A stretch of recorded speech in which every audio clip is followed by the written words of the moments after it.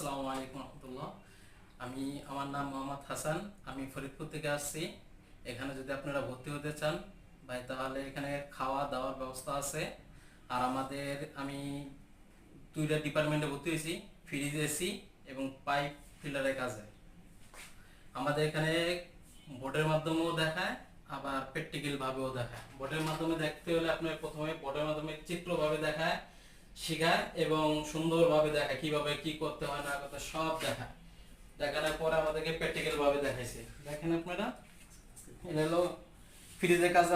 আমরা আসছি ফ্রিজের কাজে। এটা হলো কম্পিউটার থেকে এটা হলো রিসার্চ লাইন গেছে হলো কন্ডেন্সার থেকে আসছে ফিল্টার থেকে আসছে ইভাপোরেটরে, ক্যাপিলারি থেকে আসছে হলো ইভাপোরেটর থেকে আসছে কন্ডেন্সারে, কম্পিউটার থেকে আবার ঘুরে পুনরায় গেছে। আমাদেরকে পুরো সুন্দরভাবে দেখায়, ফ্রিজ খুলে পর্যন্ত দেখায়।